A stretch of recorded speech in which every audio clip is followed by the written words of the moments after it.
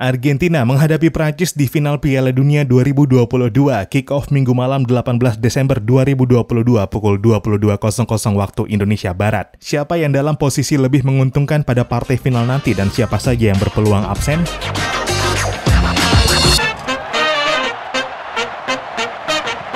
Halo dan selamat datang kembali di Papa Bola. Ragam dinamika menghiasi masa-masa persiapan final Piala Dunia 2022 antara juara Amerika sekaligus Raja Dua Benua setelah memenangkan finalisima Argentina melawan sang juara dunia, juara bertahan Prancis. Final ideal yang sudah pasti jadi penutup epik pada Piala Dunia pertama di tanah Timur Tengah dan yang pertama digelar November-Desember. Tapi ini dia masalahnya. Pergeseran dari musim panas ke musim dingin ketika kompetisi di level klub tengah berlangsung akhirnya membuat pelaksanaannya menjadi sangat intens karena padatnya jadwal tanding. Mereka yang minggu malam nanti bertanding di final adalah mereka yang berbulan-bulan sebelumnya melakoni laga demi laga di pentas domestik hingga kompetisi seperti Liga Champions. Memberi ruang untuk Piala Dunia pada November dan Desember akhirnya membuat klub bisa bertanding 3 kali dalam seminggu. Nggak sedikit pemain bertumbangan pada paruh pertama musim dan nggak sedikit pula yang masih membawanya ketika bersaing di Piala Dunia 2022.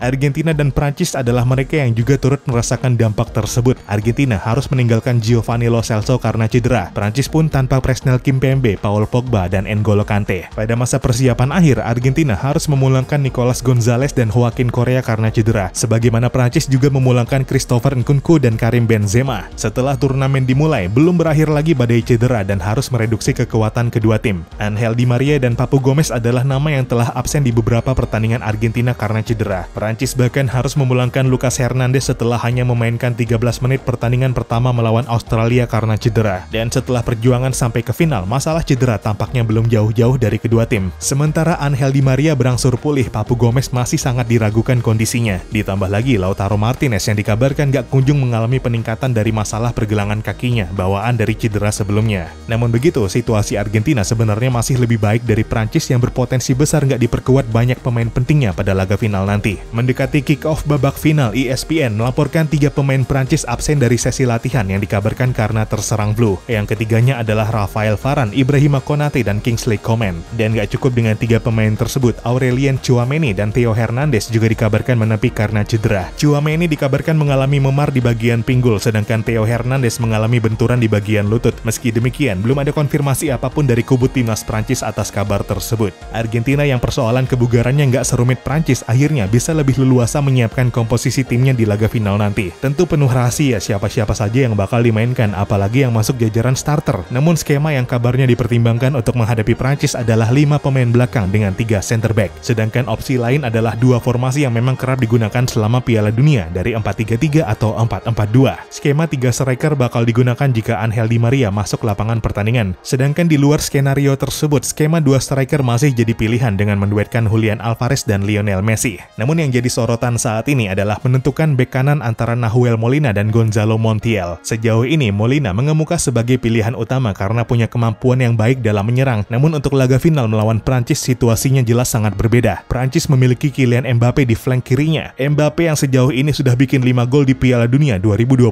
tentu jadi ancaman nyata bagi tim manapun yang dihadapinya, gak terkecuali dengan Argentina. Maka pemain di posisi bek kanan bakal sangat krusial untuk menghentikan laju Mbappe di pertandingan nanti. Dan Montiel dalam hal ini bisa jadi opsi yang sangat logis karena kemampuan bertahannya yang lebih unggul daripada Molina. Dan dengan memainkan 5 pemain belakang, 1 bek tengah mestinya juga bisa turut membantu untuk meredam Mbappe dari sisi kiri lapangan Prancis. Meski demikian, Mbappe bukan satu-satunya ancaman nyata pertahanan Argentina. Antoine Griezmann adalah satu yang juga sangat penting untuk diredam karena permainannya yang jadi nyawa serangan Prancis. Ya, Griezmann memang kalah sinar dari Mbappe dan Olivier Giroud yang jadi sumber gol utama Prancis sepanjang turnamen kali ini. Tapi kontribusinya sejauh ini termasuk yang paling penting untuk tim besutan Didier Deschamps tersebut. Griezmann adalah pemain dengan umpan crossing terbanyak Prancis di Piala Dunia 2022 dengan 37 catatannya. Begitu juga yang terbanyak untuk urusan assist dengan 3 torehannya, 71 most completed line breaks, dan 242 defensive pressure. Dari posisinya sebagai pemain nomor 10, Griezmann bukan hanya otak dan sumber kreativitas serangan Prancis, tapi juga yang paling pertama bertahan ketika lawan mendapatkan bola. Final besok malam adalah pertemuan keempat antara Argentina dan Prancis di Piala Dunia. Argentina memenangkan 2 dari 3 pertandingan terakhir, namun yang terbaru kalah 3-4 pada babak 16 besar edisi 2018